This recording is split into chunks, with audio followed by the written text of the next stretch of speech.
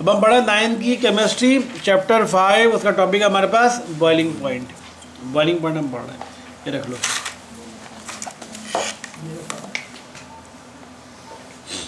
Boiling point क्या होता है? The temperature at which vapour pressure of liquid becomes equal to the atmospheric pressure. Boiling point क्या होता है? आपने पढ़ा था वेपर प्रेशर, पढ़ा था ना वेपर प्रेशर। वो वक्त, वो टेम्परेचर जिस पर वेपर का प्रेशर और एटमॉस्फेरिक प्रेशर, वेपर प्रेशर समझ में आ रहा है ना, बताया था मैंने। एटमॉस्फेरिक प्रेशर भी बताया था क्या होता है, जो हवा का हमारे ऊपर होता है। वो टेम्परेचर जिस पर वेपर का प्रेशर और एटमॉस्फेरिक प्रेशर, वो टेम्परेचर जिस पर वेपर प्रेशर इक्वल हो जाए, यानी वेपर का प्रेशर और एटमॉस्फेरिक का प्रेशर दोनों आपस में इक्वल हो जाए, उस टेम्परेचर को कहते हैं बॉइलिंग पॉइंट। ये पानी बॉइल में शुरू हो जाएगा। ठीक है, कैसे पता चलेगा? देखो, आपने एक देगची में पानी रखा, देगची को गर्म किया, चूल्हे पर रख दिया, देगची गर्म हो रही है, वेपर्स क्रिएट हो रहे हैं, देगची के ऊपर ढकना भी रखा हुआ है। ढकना कब गिरता है? जब पानी बॉयल हो जाता है। जब बॉयल होता है तो गिरता है ना। शुरू में तो थोड़ी, आपने जैसे ही चूल्हा जलाया और देगची को रखा और 2 मिनट बाद ढकना गिर पड़ा, नहीं गिरेगा जब तक पानी पूरा बॉयल नहीं हुआ। पानी बॉयल होने का मतलब क्या हुआ? ढकना कवर किया हुआ ना, तो वेपर प्रेशर बन रहा है, वेपर प्रेशर क्रिएट हो रहा है, तो ऊपर से क्या हो रहा है? Atmospheric pressure. दोनों जब जैसे ही दोनों इक्वल हो गए, ढकना हिलना शुरू हो गया। हिलना शुरू हुआ तो क्या हो गया? इसका मतलब आपका तो पानी बॉयल हो गया। हाँ, बराबर तो हो गया ना, लेकिन वेपर प्रेशर पे क्या होता है? जब ज़्यादा हो गया, वेपर प्रेशर बढ़ गया तो ढकना गिर गया। बॉइलिंग पॉइंट कब आएगा? जब वेपर का प्रेशर और बॉइलिंग और एक वेपर का प्रेशर और एटमॉस्फेरिक प्रेशर आपस में इक्वल हो जाए। जैसे आप चढ़ाते हो चूल्हे पर, तो पहले तो पानी बॉयल से बॉयल हो रहा होता है, गर्म हो रहा होता है, ढकना गिरता नहीं है। एक टाइम आता है, जैसे वो कौन सा टाइम? जब आप ढकना गिरता है, आप समझ गए, हाँ भाई कहते हो ना, ढकना गिर गया, देगची का ढकना गिरा, मतलब बॉयल हो गई चीज़, समझते हो ना, बॉयल हो गई, तो बॉइलिंग पॉइंट आ गया उसका।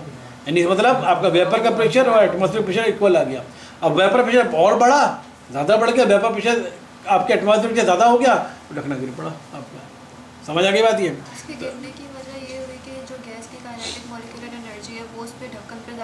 हाँ, गैस का वेपर प्रेशर बढ़ गया ना, वेपर का प्रेशर बढ़ गया, वेपर का प्रेशर बढ़ा तो उसने धक्के फोर्स लगाई, ढकना को गिर पड़ा। तो वो प्रेशर, तो बॉइलिंग पॉइंट क्या होता है? जब आपका वेपर्स का प्रेशर और एटमॉस्फेयर का प्रेशर दोनों इक्वल हो जाए, उस टेम्परेचर को कहते हैं बॉइलिंग पॉइंट। जब तक ढकना उसी वक्त नहीं हिलता जब तक कि वो बॉयल नहीं होता। देखा ना, जब तक वो पानी आपका बॉयल या दूध की देगची जब तक बॉयल बिल्कुल नहीं हो जाएगा, ढकना आपका हिलेगा नहीं। जैसे ही बॉयल हो जाएगा, ढकना आपका हिलना शुरू हो जाएगा।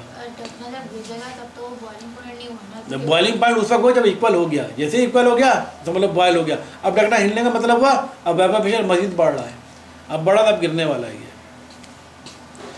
समझ आ गई बात? ये सिंपल सा डिफिनेशन है। When liquid is heated, bubbles begin to form throughout the volume. The bubbles contain vapor pressure, which being lighter than the liquid rise to surface and burst. The vapor pressure is in bubble is equal to the atmospheric pressure. All bubbles containing vapors will rise to the surface of the liquid and burst into air. It appears that water is boiling. The boiling point varies with the atmospheric pressure. अच्छा, अब कौन से factors हैं जो boiling point पर असरअंदाज होते हैं, ये हम पढ़ रहे हैं। जिस तरह हमने वेपर प्रेशर के फैक्टर्स पढ़े थे ना, कौन सा फैक्टर बॉइलिंग पॉइंट पर असरअंदाज होते हैं? Atmospheric pressure. The boiling point is directly proportional to the atmospheric pressure. Boiling point can be increase by increasing atmospheric pressure, for example working of pressure cooker. अच्छा, अब क्या बोल रहा है? कौन से फैक्टर्स हैं जो बॉइलिंग पॉइंट पर असरअंदाज होते हैं? तो पहला फैक्टर है एटमॉस्फेरिक प्रेशर। बॉइलिंग पॉइंट और जो है वो डायरेक्टली प्रोपोर्शनल होता है एटमॉस्फेरिक प्रेशर से।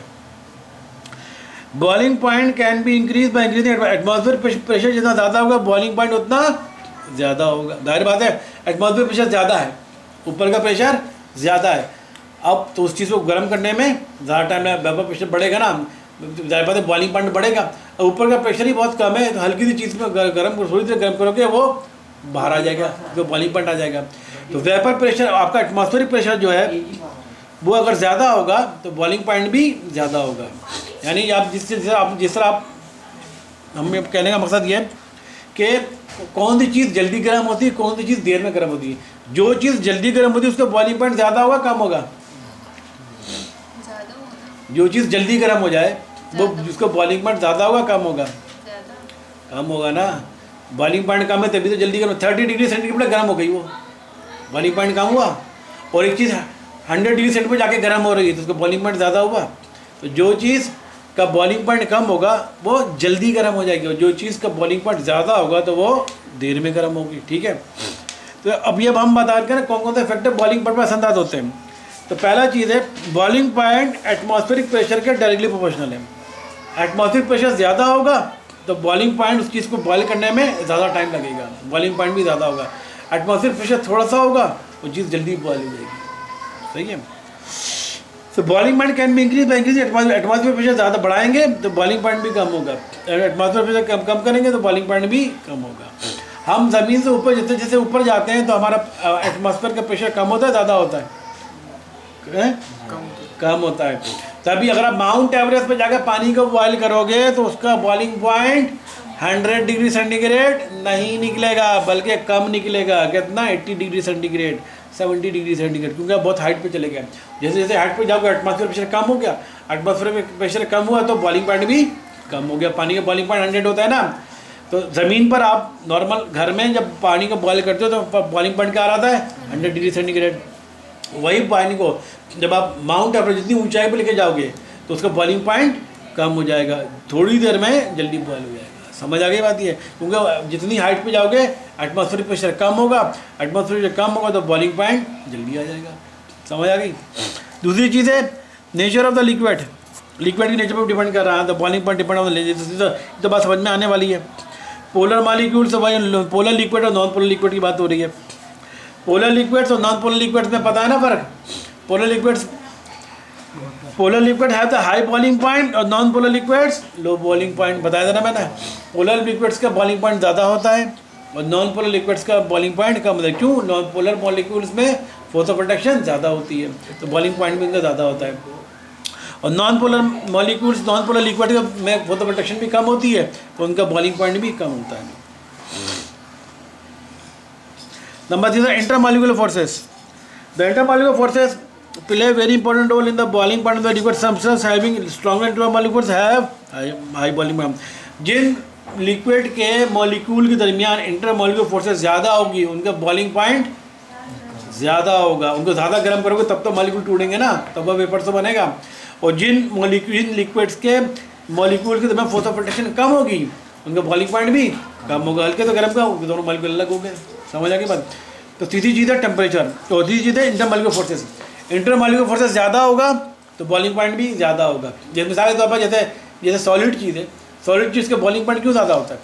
आपने आयरन का एक पीस गर्म कर रहे हो पिघलाने के लिए और बर्फ़ का एक टुकड़ा वो गर्म करने पर कौन पहले पिघलेगा? बर्फ़ का टुकड़ा पिघल जाएगा ना। तो आयरन के पीस क्यों टुकड़ा? क्योंकि आयरन के पीस के एटम में फोर्स ऑफ अट्रैक्शन बहुत ज़्यादा है, तो फोर्स ऑफ इंटरमॉलिक्यूलर फोर्स बहुत ज़्यादा है तो उसका बॉइलिंग पॉइंट भी 1000 में जाके निकलेगा। लेकिन पानी के क्यूब, वाटर के क्यूब जो है उसका, क्योंकि वाटर है ना वो तो क्यूब बना हुआ है तो वाटर है, उसका फोर्स ऑफ अट्रैक्शन जो है कम है वो जल्दी पिघल जाएगा, उसका बॉइलिंग पॉइंट कम होगा। लोहे का बॉइलिंग पॉइंट क्या होता है? कहाँ जाएगा बॉइलिंग पॉइंट? तो दूर की मेल्टिंग पॉइंट बहुत दूर की, पहले लोहा मेल्ट होगा उसके बाद तो बॉयल होगा ना। तो पहले मेल्ट होने में उसको 2000-3000 डिग्री सेंटीग्रेड पर जाके लोहा मेल्ट होता है, फिर जाके मजीद 3000 से आगे जाके फिर जाके वो बॉयल होगा। वाटर जो है 100 डिग्री सेंटीग्रेड बॉयल हो जाता है। समझ आ गई बात? ये फैक्टर फिट करते हैं बॉइलिंग पॉइंट में। अब है फ्रीजिंग पॉइंट। हाँ, कौन सी साइड पे पहुँच गए तुम? 6.7 से 4 सवाल रहे। सही है, ठीक है, जाओ बस। ठीक है, यही मैं क्लोज करा रहा हूँ। मैं ठीक है, बॉइलिंग पॉइंट का चैप्टर टॉपिक मैंने पढ़ाया है।